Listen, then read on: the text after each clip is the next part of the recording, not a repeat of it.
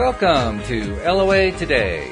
Walt and life coach Wendy Dillard here. Today is Tuesday, September the 18th, 2018, 4 p.m. Eastern Time, your second daily dose of happy for the day. And we hope your week continues to go swimmingly well. We're going to try to contribute to make it go even better, as we do every single day, by giving you your daily dose of happy. And we start that off every day the same way we always do, which is by talking about what's going well. And I know what the answer is before I even ask. Wendy's telling me everything always works out for her, so I know everything's going well, right? Well, I guess we're done with the show. Thank you, everyone, for showing up today, because Walt has completed. We'll see you all next time. Everything we're going to talk about. Yeah, that's true. That is what it all boils down to. But it kind of makes you wonder why we keep doing podcasts all the time. I know. And I won't say you're stealing my thunder, because we can never say everything's working out for me enough. This is true. This is very true. Yeah. In fact, I was noticing this week in particular, there are lots of times when I need to remind myself of that, because it's so easy to forget. You know, we deal with the contrast. We deal with stuff. We deal with things that go on that don't always make us feel happy. And, you know, part of that is reminding ourselves, everything always works out for me in the end. Everything's always working out for me. And not even at the end. It's even working out while you think it's not working out. It's working out. Say that one 3 times fast. Exactly. So when you think things are not going well for you, that's actually the beginning, the precursor to how everything always works out for you. It's interesting how that works, isn't it? Because, I mean, we can be in the midst of what seems to be, stress and struggle time, and yet that's when things are working out. That's a hard one to reconcile, you know, in our feeble human minds. That can't quite make head or tail out of that. Well, I had something happen yesterday where I was like, I am not liking the results of this. This is not good.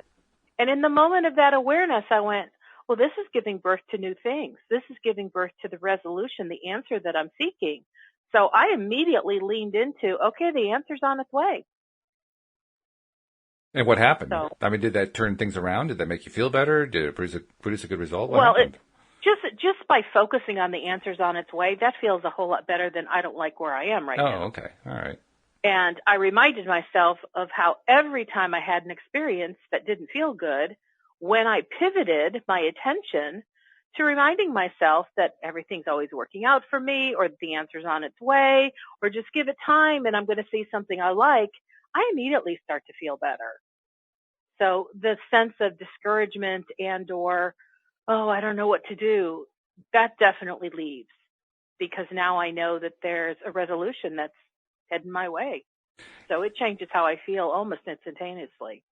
And, you know, my typical thing with you is usually to ask you, like, okay, well, what about for somebody who hasn't gotten as advanced as you are? But I'm even going to answer that question before I answer it, before I ask it, rather, out of something that Cindy mentioned to me, which is essentially that, you know, when we're in the middle of this stuff, and we're trying to get to the point where we're feeling like Wendy feels, where everything's always working out for me, and we're not quite there. How do we get there? You just keep trying. You just keep doing it over and over again. You just keep going. You keep trying. You keep persisting. I mean, the first time I heard Abraham say, everything's always working out for you, I went, oh, yeah, really? I don't believe it. But I kept hearing him say it over and over, and I went, well, what if they're right and I'm wrong? What if I'm holding on to my rebellious, I'm not going to believe it until I see it, being?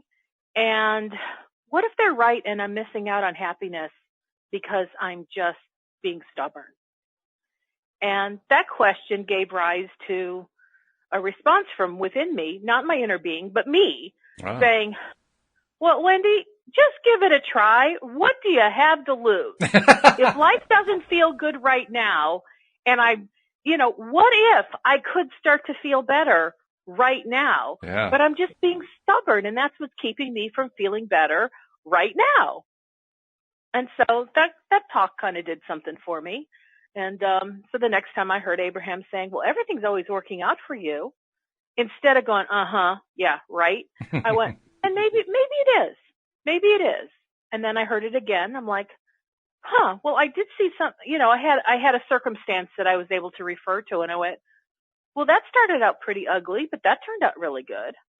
Maybe there's something to this. And so it had been, a matter of time before I went, well, I truly believe they're right. I have evidence now to say everything does always work out for me. And I just started practicing it more often and saying it and thinking it and feeling it closer to the time of the experience I wasn't having a good time with, instead of waiting until a day or two or three later when I reminded myself, oh, somehow this can turn around if I just focus on it turning around. Yeah, that's really that's the word right there, practice, the one that you use. Yeah. Practice is it, because practice is where we still don't know how to play the piano, but we're practicing it. And we're making a lot of mistakes, and we keep trying to iron out the mistakes, and we keep trying to get a little bit better and a little bit better. That's practicing it. Well, that's what we're trying to do here. You tend to highlight with me that I'm already there. And in a way, there's been a whole lot of practice. And I think with all the different co-hosts and everybody we, interact with, we get to see various stages of where people are at with it. Mm-hmm. And, part of me says, you know what, I'm willing to say I am an example of a more advanced stage. But I'm not going to feel guilty about that, or like, no, well, nobody's going to, but part of me wants to go, well, people aren't going to be able to relate to me. You know what? If you don't relate to me, but you go, but I want what she has, kind of like from the movie When Harry Met Sally. Yes, right. I'll have what she's having. Yes. I want you to stretch for where I am. And if you're already beyond where I am, I want to stretch to where you are. One of B. Arthur's finest moments in the movies was that one. Yeah. So that's something that I learned from my friends Keisha and Rhonda, which is whenever you see somebody experiencing something that you wish you could experience, you just immediately acknowledge, whether out loud or in your mind, depending on what's appropriate, I'll have some of that. Mm-hmm. I want some of that. And get excited about it, because if you see somebody else having it, it's available to you too. The getting excited part can sometimes be the part that trips people up, but it is the important one, because somehow we have to go to... Excited? Well, you said you want to get excited about it. You want to feel good about saying, I want some of that too. I want to feel good about that. I want that. Well, even if you're not excited, if you just go, I want that, and I really want that, that would be really nice. That at least is creating a step one experience where you're doing the asking. Mm-hmm. Yeah. Even if you're like pissed off or jealous, envious, like turning green because how come they get it and I don't? When you have that level of awareness that someone else has something you don't have, even if you don't feel great about it, that's okay. That was a step one moment. You've just asked. It's now gone into your vortex. Your inner being is like, okay, got it. I am now embodying the energetic vibration of that which you desire. And as soon as you're ready to let go of you being angry or ticked off or jealous and start focusing on what you want, it can come into your experience. Well, there's an interesting thing you said there, though, because on the one hand, you said you could be pissed off and express the want. And the next moment you said, well, you can either be pissed off or you can be focusing on the want. And that's the thing. Early on, when you're focusing on the want, in that particular case, we're focusing in a pissed off mode, which is not the mode we want to stay in. Well, but that has to do with how you feel right now. Mm-hmm. But that does not negate the fact that even while you were in a angry, jealous fit of rage that someone else has something that you desire, your inner being immediately responds to that saying, okay, I know what you want. I know you don't really want this angry feeling, but who cares how you got to it? Now you've put that in your vortex. Does that make sense? Yeah, oh, sure. I guess my point is we just don't want to stay in that angry feeling. You know what? I'm willing to play devil's advocate today and say, stay in it as long as you feel like staying in it. Because if you stay in it for a long period of time, you keep adding more to your vortex of what you desire. Okay. It may not feel good. And eventually, if it doesn't feel good long enough, you might do something different. You might learn something about yourself.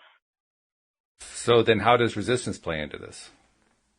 Well, that is resistance. Feeling bad is the resistance. Mm-hmm. But I'm not saying you have to get out of resistance every time you're there, the moment you're there. We all have choice.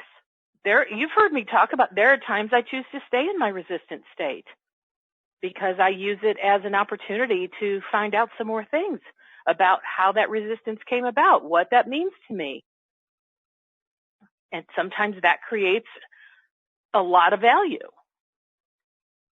Okay. I'm not a believer that just because you feel bad, you got to figure out immediately how to turn it around so you can feel good. That makes sense. Because that's not going to happen quickly necessarily. Yeah, I mean, yes, of course, the ultimate goal in life, or maybe that's too big and lofty. Those of us who believe in the law of attraction, I think we understand that feeling good feels good. Mm-hmm. And we want to feel good more often than we don't feel good. Mm-hmm. However, and maybe this is an advanced thing, I don't know, I think there are times that feeling not good serves me if I use it for some purpose to gain understanding and awareness. Okay. So I'm just saying that I'm not a believer that just because you don't feel good in the moment, you've got to find a way immediately to pivot and go find the positive direction. Well, that's fine. I'm just trying to reconcile to the point where people actually get to receive what it is that they've been asking for. Well, yeah, obviously, if you want to get what you've been asking for, eventually you have to move toward the feeling more positive and focusing on the desired result. And I guess the piece I was introducing is sometimes to get to that desired result, you need more information. Okay. And that information is found in the negative feeling. Because every negative feeling is a message. Every negative feeling is a message. That's one thing that I've been trying to become more and more cognizant of, more and more aware of, and get myself to a place where I am mimicking what you do. I ask the question of, okay, so what's this message you have for me, Mr. Feeling that I don't like very much? Mm-hmm. And and sometimes you have to just feel into that feeling. What does this feel like? Sad, mad, glad, ticked off? Oh, just like when my father used to say blah, blah, blah to me. It'll be surprising when those things show up, but that was the message that sometimes you needed to hear. Oh, I'm recreating this thing that happened with my dad a gazillion years ago. That didn't feel good when that happened to me when I was 7 years old. So what was it that my 7-year-old needed to hear or know or experience that he didn't get at that time? So sometimes that's the information that you're seeking. So kind of similar to that nice little rampage you did last Thursday. Because you did a thing where you basically reframed an experience you had with your mother. Mm-hmm. Exactly. And I'll tell you, here's, I guess, the point that I'm trying to make here today. Had I taken the experience that I found that didn't land nicely with me and my mother when I was 16, 14, 15, 16 years old, without purposely doing it, I've been replaying the pain of that experience over and over and over and over. And so let's just say here as an adult, something pops up in my life, I've re-triggered that pain. If I were to immediately go, oh, I don't like to feel bad, let's pivot toward what I want. Honestly, I don't even know what I want because I didn't really understand what took place back then. All I know is I kept recreating the pain of it. So when I felt into the pain, I went, okay, what is this about? And boom, I got a memory of me sitting on the edge of my mother's bed. And then I relived the conversation I had with her and how bad that her response to me felt. That's when I said to me as a grown adult, what did that teenager need to hear that she didn't get then? And then all of a sudden it started coming, I started getting awareness of what I wished the teenager part of me would have heard. Now I was recognizing the message. In other words, I couldn't get the message as the 50-some-year-old that I am. because I didn't understand it enough. I just kept getting re-triggered back into the teenage experience. When I allowed myself to feel me as the teenager, that's where the answers started to show up. That's where the awareness started to show up. That's where the message started to unfold to me. And that's where I was able to, I guess in a way, reparent the teenager, telling her what she needed to hear. And now, when I think back to me sitting on the edge of mom's bed and having her say some crazy things to me that did not help me feel any better, I don't have any pain in that anymore. So you really think you really think then that doing that recreating, I forget what you called it. I called it reframing. You call it something else. But okay. that process, you actually found that released and eliminated that pain that had been hanging around all those times. It just seems a little surprising to me that you do that and you get that quick of a response out of it. I'm not against it. I'm just surprised. First of all, that process that I did, that's a process I learned in NLP 20-some years ago. I have adapted it in numerous ways, and I've integrated it into different things that I do. But do I believe that process works? Absolutely. It does not work if I don't get into the feeling.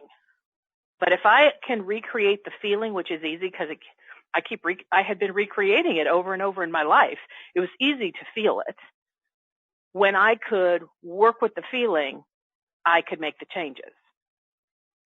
And as far as it's amazing that it happens that fast, well, now let's get out of my story and let's just talk about law of attraction. Okay. Our point of attraction allows law of attraction to respond to us, and it responds so fast when we are completely aligned to that which we desire. Or in this case, when I changed how I'd been feeling about this teenager experience, and now I felt loved and nurtured, and I felt like now I understand what was going on. I felt hope and inspiration for my future. That's how I felt right then and there, Walt, when I was doing this reframe. The law of attraction responded to me immediately and went, wow, Wendy feels inspired and encouraged for these things in her life. And then I did. Okay. Well, that's pretty cool. Law of attraction is an immediate responder based on what we give the law of attraction to work with. I think I was just really thinking about what I know as not an expert in psychotherapy. I've picked things up from being married to a psychotherapist and from knowing a number of psychotherapists, but I can't by any stretch of the imagination say I'm an expert. And yet the little bit that I've been able to pick up suggests that very often when someone is doing therapy, and the therapy is kind of similar to what you're talking about there, may not be exactly the same, but kind of similar. And what ends up happening is they will often reach a hot spot. I'll call what you experienced with your mother a hot spot. They'll reach a hot spot and they'll kind of delve into it, and then it will take off in days, weeks, months to get past that hot spot. And it doesn't usually get that kind of quick response, whereas you're talking about getting a very, very quick response. So I certainly appreciate and understand the role that law of attraction can play in that. It just surprises me that the result is kind of so much better than what therapy reports. Well, I have no negative things to say about therapy. I believe that what I did for myself was a therapeutic technique. Oh, okay. And I think a lot of it has to do with my maturity in not being of my chronological age, but my maturity in my knowledge of how to process previous painful childhood experiences. So I have so much belief in when I follow this step or these steps or this procedure, I'm going to get great results. And if I don't get the results I'm yet seeking, that means there's yet another feeling I have not yet uncovered.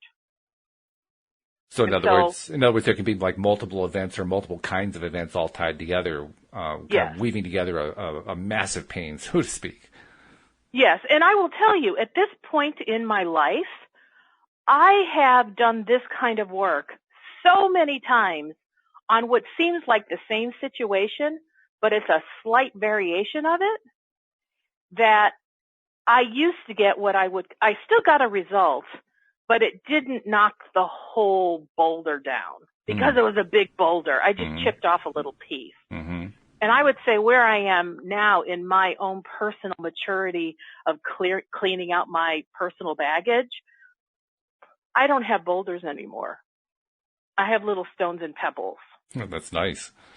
And so now when I do the work, I get a result that on some level may seem like it's a bigger change, but it's really not. It's a change based on the work that I did. I've just done a whole lot of work in the same topic area because I started out with boulders and then I started chipping them away until now. It's almost like I'm just flicking off the little pieces and parts that are still left. So what seemed like a really huge result was actually kind of the tail end of a long series of steps and results that led to the point where finally you were able to get that big, big result. You could say that.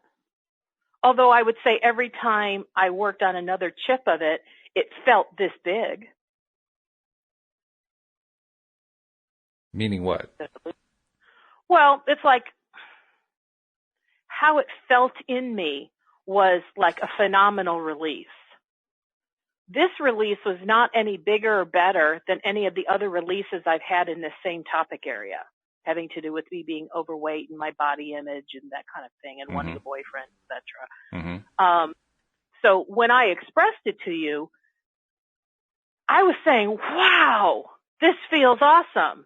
It was a huge shift in how I feel. Oh, yeah, that was clear. Now, has it completed everything in that topic? Don't know yet. Don't know unless something else pops up. But I don't care in the fact that I'm not looking for more stuff to deal with. If it shows up in my experience, I'll deal with it. But I don't go looking for bad stuff. I don't go looking for trauma. So is that like an idea to keep in mind, sort of like a key idea for someone who's trying to get through their own stuff that's getting in the way of what they're trying to manifest? I'm not quite sure what to do with that. Can you ask that again? Yeah, let me try it another way. The phrasing was starting to fall apart as I was saying it. Normally it doesn't do that, but sometimes it does. Let's try it this way. For someone who is trying to learn how to deal with these I don't even know what to call them. This is where wording fails me. These pain points, these things that come up that are unpleasant and we want to get away from them and we want to attract something else and they just keep coming up, so we have to deal with them. And that's what you've been describing here. You've been describing the process of how to deal with them. And I guess the question I'm asking is one of the key ideas for dealing with them the idea of just deal with them one at a time. Don't try to go after all of them at once. Because it can be very, very easy for any of us to feel overwhelmed right from the very beginning, simply because, we sense this is going to be a major thing. This is something that we're just like touching the tip of the iceberg on it.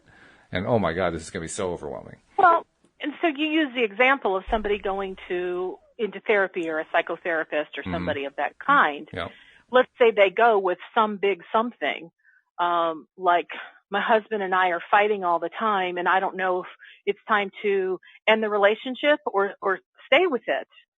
And then as the therapist and the client begin to work together, oftentimes they're going to recognize, well, this is a pattern not only in the current marriage relationship, but in every boyfriend-girlfriend relationship of the past, and it even maybe falls over into some of the friendship relationships.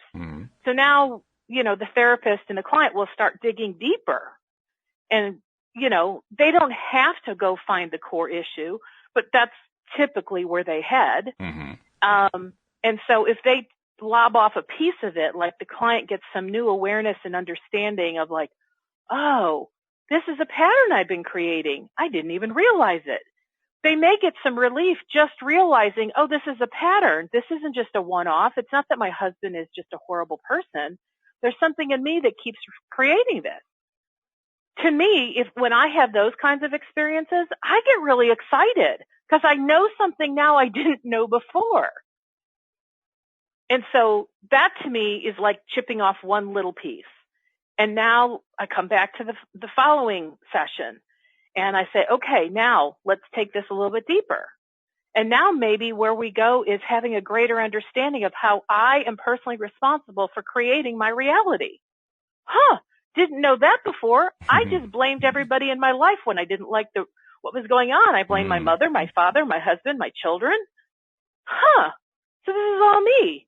Well, that's kind of interesting. Well, that actually feels good because if I know it's me, I can I'll learn to control my responses to what's going on. But when I blamed everybody, I felt completely out of control because I can't change who they are. Well, I like your response better than the one I often give myself, because the response I often give myself is, oh, darn, I can't get away with anything. It's me again. Well, you could go there if you want to. But I think if you have a good therapist, they're going to help reframe it so you recognize as the client, wow, this new piece of information actually puts me in greater control instead of how I had been feeling, which was out of control when I blamed everybody else. That is a better way to look at it. So in this scenario, I went to the therapist because I want to work on my relationship with my husband, but we haven't even touched that yet. We're still working on me recognizing how this stuff came about, and wow, I'm actually the author of all this crap that's happening in my life. So we haven't touched the relationship with my husband, but we're chunking off little pieces and actually laying a foundation for when it is time to work on the specific issues with the husband, which, by the way, will still always relate back to the self and not the husband. But what I'm saying is I've been doing this work for about 30 years. I mean, really consistent doing the work. Now, I didn't always have great tools in the beginning, and I didn't even know how to use them very effectively. And I was actually better at using them on other people than myself because it was way harder to be both the therapist and the client. Well, yeah, isn't that always the case? I mean, I think that's true for everybody. It's always easier to help somebody else than it is to help yourself. Yeah. But I've gotten much better at being able to do the work for myself. I don't always have to call somebody else to help walk me through it. And so when I say I'm more mature in my process, I mean that. I've practiced my process, not just law of attraction process, but I've also been practicing the personal transformation exercises that I've learned of how to get to the bottom of something. And so I put all that together, and that's how I work. That's how I work when I coach someone else. It's how I work when I have my own stuff come into the surface. But back to what your comment, it's all about practice. I didn't just learn this yesterday. Right. I didn't just go take a coaching course, that I signed up for to get a certification so I could hang out my shingle, but I haven't practiced. I've just gotten some information. I'm way beyond I've just gotten some information. Yeah, right. I'm a seasoned coach. I'm a seasoned personal transformation expert. Not only helping others, but I use it on myself first, always. I never do something for someone else that I haven't already pretty much perfected on myself. Yeah. Well, now you've talked about a few things here. I mean, we were talking earlier about therapy. That's certainly one big piece that people use to improve, to get into better places, to deal with contrasty stuff that gets in the way. Second is you talked about how you were working on yourself, and that's something that certainly anyone can do. And the third thing you mentioned is sometimes you'll call a friend, which in coaching circles is really helpful because your friends are coaches. So you get to call another coach, which is really nice. But even if you're just talking about a regular friend, this all kind of raises a question. When one is looking at one's own situation and trying to decide, well, do I need a therapist? Can I do it myself? Should I call a friend? How do you decide? How do you decide which way to go on that? One, it has a lot to do with how hungry are you to get to the bottom of this. If you're really hungry and you don't want to wait, then I'd say hiring a therapist or a coach is going to get you there a whole lot faster. Okay. If you do it by yourself and you're not exactly sure how to do it, you're playing a lot of hit or miss trial and error methodology to try to get there. Plenty of room for frustration, no doubt. Well, and it's like my niche market, if you will, is people who believe in the law of attraction, but struggle to apply it. Mm-hmm. And I mean, it was interesting. I was talking to a client the other day, and she, listens to Abraham, and she'll say, you know what? I wanted to share with somebody I know, like, hey, go listen to some Abraham Hicks YouTube. But she said my experience with it when I first started listening was Abraham has a completely different vocabulary than like mainstream humanity. And plus, because you just kind of jump in wherever you get, whatever YouTube clip you happen to get, you don't always get it in context. Yeah. It's not like, okay, here's step 1 of understanding law of attraction. Here's step 2. And even if you watch The Secret or read the book, it's still not a step 1, 2, 3 process. It's almost like you have joined in the midst. It's like watching a 2-hour movie and you didn't start the movie until an hour and 15 minutes into it. But you've mentioned that before. What exactly are you talking about there? Be more specific. Why do you say that The Secret doesn't give the right 1, 2, 3 setup? Well, The Secret is not at least in my mind, it's not a step-by-step instructional course. True. It's more of a motivational / inspirational movie to enlighten individuals who are ready to hear about this, to say this really cool thing called law of attraction is available to us all. Mm-hmm. Okay. But because they have clips of all the different gurus and experts that speak in the personal development space, they kind of start with a topic and then have a bunch of gurus talk on it. Then they kind of move to another element or another part of law of attraction topic. But it's not like any one of them saying, okay, if you want to understand law of attraction, here it is from start to finish. Mm-hmm. And here's how you can utilize it and apply it to your life. It's more like little tidbits. And I mean, in a way, everything you need to know is there. But I've yet to know anybody who has said to me, you know what, I watched The Secret, and boy, immediately I was able to take all those principles, apply them to my life, and my life has turned upside down. And I knew exactly what to do with everything I learned in The Secret. Yeah. I don't think The Secret was intended for that. I think it was more like a really powerful introduction to a really powerful law called law of attraction. Which is kind of what we talked about when you and I went through the book, The Law of Attraction, The Basics of the Teachings of Abraham, which Esther and Jerry put out a few years back to address this exact thing. What is the true step-by-step learning process for understanding how the law of attraction works? I think we both agree that's really the primer on the subject. I think it's a primer, but in my opinion, it's still not laid out the way we would like teach in school. Like kindergarten has to come before first grade, and first grade has to come before second grade, because there's curriculum in each one that builds upon one thing upon the next. Well, then do you think there's a source for that, or is that something that is yet to be built? I think it comes from within. So say more. Well, I believe every human being is at a different place in their journey. And when people go to an Abraham workshop, they ask the questions based on where they are in their journey, and Abraham responds. So if you're listening and you're not nearly as advanced as the person in the hot seat, the answer may not be something that you know how to apply right away. And then on the same token, the next person sitting in the hot seat could be a big-time beginner who says, I just found out about you guys a month ago, and I've never done personal development in my whole life. I've never even read a self-help book. Well, the answer that, Abraham responds to that person may be very different. And so I believe the work of Abraham Hicks is a huge conglomeration of the askings of many people. But it's kind of like you've jumped into the middle of a series, and you just kind of take it however you can. And not everybody can grasp it just by listening to a few YouTubes. So carrying that out to another step, what you're really suggesting here is that because, and I agree with you, context really is everything. That's one of my favorite phrases.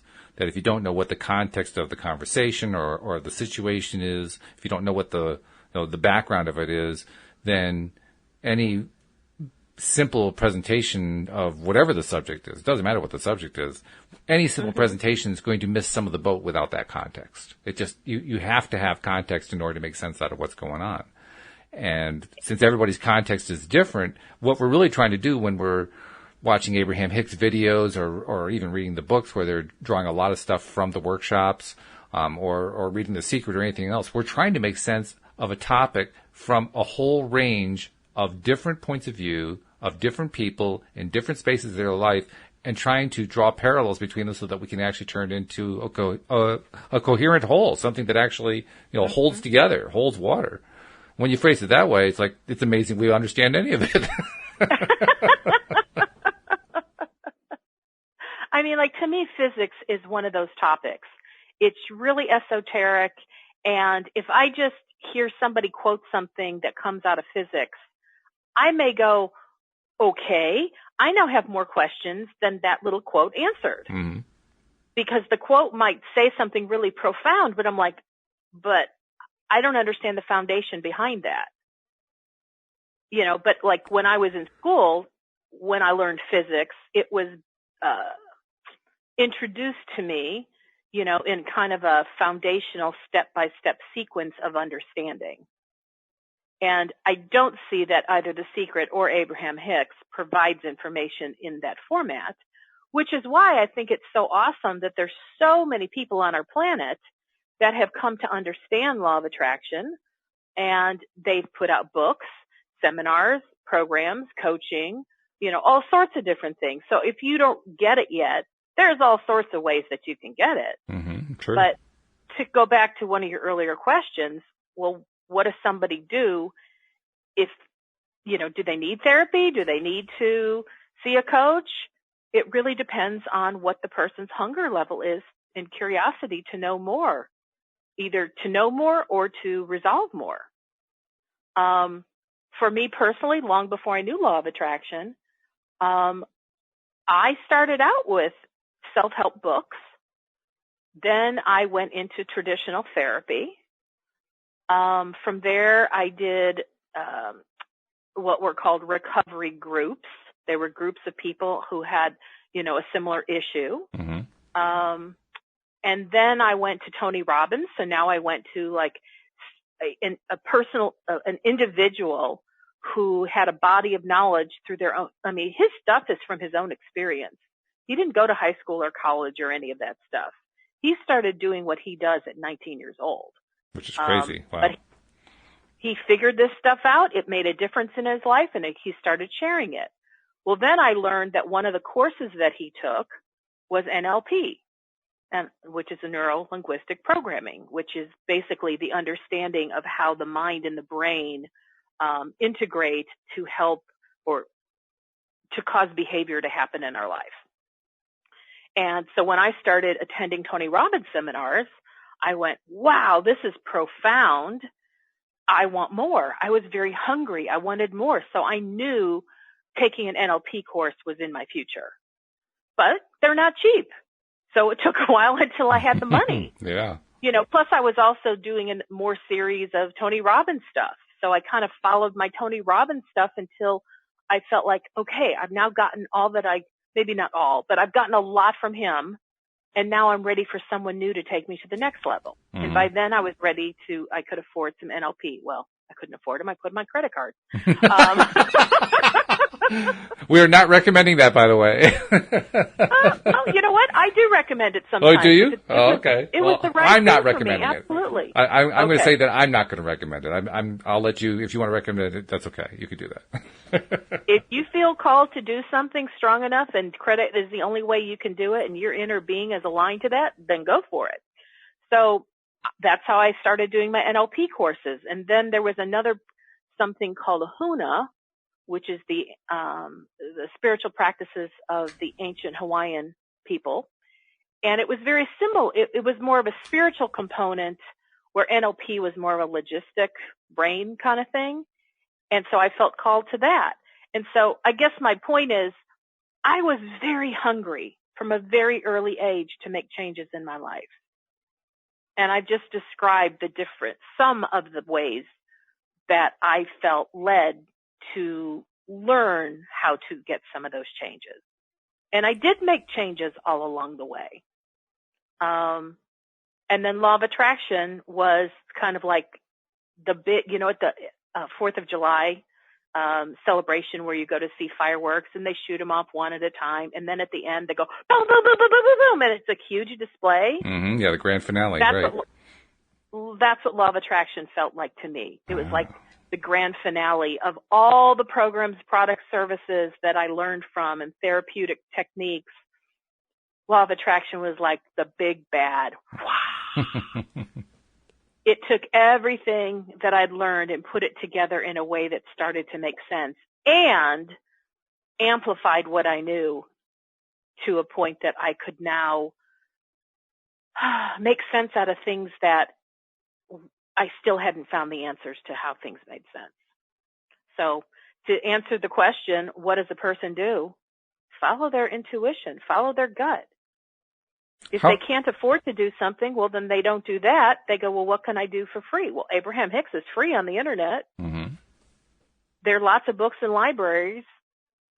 There's tons of NLP books, that you can get at half price books for $6 or less. So whatever your budget, there's something for you.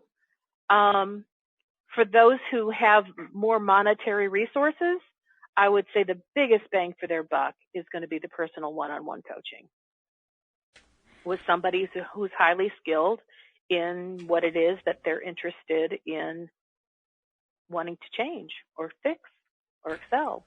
You've mentioned a few times now that you were really hungry to learn this stuff, really hungry to figure it all out and to get to where you got to today. How important do you think it is to have that hunger? How much hunger does somebody have to have in order to really get this stuff? I think it's huge. Whether you call it hunger or intensity or extreme curiosity, or even desperation. Desperation has a lot of intensity in it. Mm-hmm. If you don't have that element, then nothing will really stick. Because your interest is not great enough for you to really pay attention, for you to own what's available to you. So like my ideal client, I say the words I use are highly motivated or highly inspired to make huge changes using law of attraction. Because honestly, Walt, I've worked with clients that they wanted it, but they didn't want it bad enough. And I ended up doing a lot of work where sometimes I'd be so emotionally, energetically drained, it would take me 3 days to recover from one session. Wow. And that's when I went, what the heck's going on? And I started to recognize it's because they didn't want it as bad as I did. I wanted the change for them so bad that I put everything I had into helping them get the change, but they didn't want it that bad. Which was honestly the reason why, even at an early age, I knew I was interested in psychology and understanding how humans behave the way they do. The reason I didn't get an education in, counseling or becoming a psychotherapist is because I wanted to be able to pick and choose who I worked with. I didn't, I think I've heard, I can't remember if it was something I heard Joel say or something you said or something that he wrote in our book, A Daily Dose of Happy. But, sometimes he would get clients that were court mandated to see a therapist, and they'd go to see them. And, somebody who's court mandated, they're not highly motivated.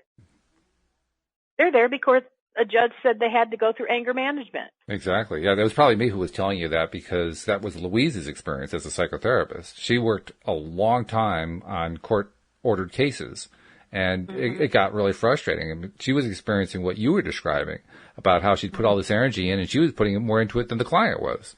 And the net result was that the client wouldn't get anywhere. The client wouldn't grow, and all she'd be is wiped out. Well, left over from one of my websites, once upon a time, I used to have a niche to work with for marriage counseling. Mm-hmm. And every now and then, because you can never erase, even if you change your website, somehow there are things on the internet you can't ever find. There's things still out there. So every now and then I still get a call saying, do you do marriage counseling? Mm. And I'm reluctant to say yes or no because I'm not quite sure if this is going to be fun for me or not. Yeah. But, when I say yes, tell me what it is. Or tell me why you're calling, what's going on that causes you to think you need marriage counseling. Mm-hmm. And when somebody says, this is the stereotype, but I've had a number of these, so I'm going to say it. If I got a male to call me and he'll say, well, my wife wants to divorce me, and she said, unless we get marriage counseling, she's divorcing me now. Mm. And my next question is, okay, if she wasn't putting the threat of divorce over your head, would you be interested in counseling? Nice would question. You be interested? Really good question. And if the guy goes, well, I got the answer. Yeah, right. But if he says, oh no, I was thinking of doing counseling even before she threatened, I just didn't know how to go about it, and this now is like the catalyst to cause me to say, yeah, we need to do something. Yeah. Okay, now I'm willing to talk to him. Mm-hmm. Or if I would get a wife calling up and saying, my husband and I are not getting along, we need counseling, and I'll say, okay, well, marriage counseling takes two people, and is he interested in doing marriage counseling? Mm. And if she says, well, if he's not, I'm out of here, I'm like, wrong answer. I have one couple I'll tell you about. They live close by my house, so they came to see me in person. And the first session, I said, I want to see you two in person because I need to see what your dynamics are so I can assess the situation. And when we were done with the session, it was very obvious that they were both extremely hostile. Mm-hmm. We were not able to get what I would call any therapeutic change to occur, mm-hmm. because if I'd start working with her, she would actually shut down and not get vulnerable because she didn't want him to see her vulnerability. Mm. And if I was working with him, while he was starting to get vulnerable, she would jump in and go, see, this is what I'm talking about. Oh, yeah. Mm-hmm. And I'm like, whoa. So my assessment at the end was, yeah, you got some real big time issues here, but I don't see how working with the two of you together is going to be beneficial. And you've already told me that your funds are limited. So if you want to get the biggest bang for your buck, I recommend you each see me separately. And then at a certain point, we may bring you back together. But right now, it needs to be each of you separately. They both told me they were committed to the process. They both told me they were committed to their marriage. So she set up her next appointment with me for one-on-one with me.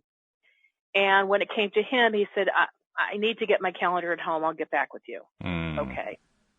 And he left my house separate from her because they came in two vehicles. And she said, he'll never get back to you. And I said, interesting. Mm-hmm. So after a couple of days when he didn't respond, I emailed him and I said, here are my times that I'm available.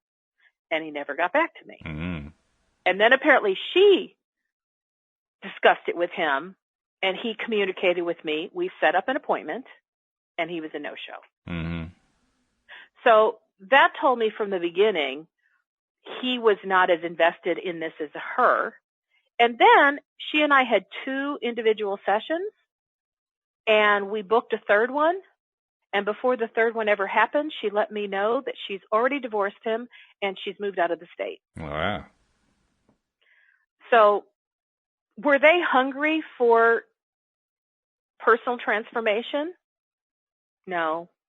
They were in a lot of pain. Yeah. They were in a lot of pain. And I will tell you, I think for them, they probably did the right thing. Because from the first session with them together, I went, this is not a viable, workable scenario to bring them together because neither one of them was willing to own their own stuff. Mm. It was all blaming each other. And sometimes, and I've heard Abraham say this, sometimes the path of least resistance is to cut bait and start over. Yeah. Mm-hmm. And I really saw that for them. But I didn't know at the time if that was appropriate for me to say. So I started with, well, if you're really wanting to build this relationship, we need to start with each of you separately, you know. Mm-hmm. But, you know, I liked your question. Do you have to start with hunger? You got to start with some really intense desire to change. I think so. And you got to be willing to do whatever it takes. I mean, Joel has often, you mentioned Joel Elston, Joel has often waxed eloquent on the theme of the best things that happened in his life were those times when he was at his lowest, because he had nowhere else to fall. And it was almost like a relief, because now he could go up from there. I think what he was really saying is that's when he was hungriest. Yes, I would agree. And interestingly, I believe the reason I use the word hungry is because food-related issues have been my stuff that I have dealt with. And so I have a lot of food, diet, body metaphors that seem to come out of me. So even the metaphors are meaningful. I love it. Even the metaphors are meaningful. You know, because I could have said you have to really want it. But you know what? That doesn't really ignite my feelings, but you got a hunger for it. Mm-hmm. Now, I can relate to that. Yeah. But you know what? That might not be somebody else's thing, which is why I threw in other words, hoping that somebody else could relate at least to one of the phrases that I use. Well, it's a really good point, because I think ultimately when I was asking the question about how hungry do you have to be, what I was really asking was, how do I, as a general person, not necessarily me, Walt Thiessen, but how do I, as a general person, know whether I'm hungry enough? How does one know that they've got enough desire? And I guess the answer is you keep going after it, and you don't stop. You're like a bulldog who doesn't let go. It's kind of like somebody who says, let's say somebody's favorite band from way back when is Bon Jovi. And so let's say somebody says, hey, Bon Jovi's going to be in town. Do you want to see that concert? And they're like, yeah, I really like Bon Jovi. And doesn't do anything else about it. Mm. Well, he may like Bon Jovi, but it doesn't mean he likes him enough to even want to check into tickets. Yeah, right. It doesn't even mean that he has any Bon Jovi CDs. Doesn't mean he listens to Bon Jovi on Spotify. It's just like the words came out of the person's mouth. Mm-hmm. But there wasn't any real follow-up to go with it. And to me, when you know you really are interested in, there's follow-up. It's not just a one-time you had an idea or you had a desire, you know. Like I'll give you another example. Once upon a time when I was married, my husband had a friend who was in a really difficult place in his life. I would say spiritually bankrupt, financially bankrupt, emotionally bankrupt, and relationship bankrupt. So not in a good place. No. Yeah, really bad place. Oh, and by the way, he was talking about suicide. So yeah, really bad place. Really, really bad place. So my husband went through a number of conversations with him to talk him into leaving the environment he was in, which was quite toxic for him, and having him come and stay with us. And he was saying, hey, listen, Wendy can help you. She's got the tools and the skills. She's an incredible life coach, you know. And the friend was like, okay. And he sounded like he was interested. Well, he came to our house. He ended up living with us, I don't know, 7, 8, 9 months. And we started where I was setting up times for us to have some session work where, you know, I could ascertain, where is he? Where do we need to start? And in the beginning, he at least would sit still through a session. But literally by the second session, I could tell he was squirmy. And by the third session, he blew it off. And he never did it again. Yeah. And so he wasn't hungry for change. He was suicidal. He was ready to just end it. But by living with us, he got enough comfort. He now had a roof over his head. You know, we fed him. We helped him get a job. You know, he started putting back some of the comforts in his life, but he never really was hungry to change. He just didn't like his life circumstances. So then scroll forward maybe another 5 years, and he had started to put his life together. He had gotten remarried, but now all of a sudden the relationship was falling apart, and the wife was taking her kids and herself to her parents' house in another state. And once again, he found himself out of work and he was losing everything. Mm-hmm. And so, okay, well, come and stay with us. So he did. And once again, my husband saying, Wendy can help you. And I remember sitting with him at a McDonald's going, truly, I have the skills that I can help you get through this if you're interested. And he's like, I really am. Things need to change. Well, the words were there, but the words were there right before he came to stay with us, almost like he was somehow baiting us. Like, you let me live with you and I'll change. Yeah, like it's a trade. Yeah, like I'll change, and I know that's at your house, but what he's not saying is, but I'll now have a roof over my head and I'll have food again, and and once again, he didn't follow through on anything. Yeah. And how it actually ended is, how he left was we got in a fight over something where he said he'd be responsible for something. He wasn't. I called him out on that. He didn't like that. He started being argumentative with me. And I mentioned something about, that he never followed through, where he said he was going to let me help him. And he said, I don't believe in any of that mumbo jumbo. And I'm like, excuse me? Mm-hmm. And he goes, yeah, I don't even think what you do is real. And I said, you are here under this roof because you made a commitment to that. I was foolish enough to think that you actually meant it and that you trusted that what I had to provide for you was something that you wanted, but you obviously don't. And he made some other negative comments about, I don't want what you have to offer because I don't think what you have to offer has any value to it, in essence, what he said. Mm-hmm. And I said, okay, you can leave. And he looked at me. I said, you can leave now.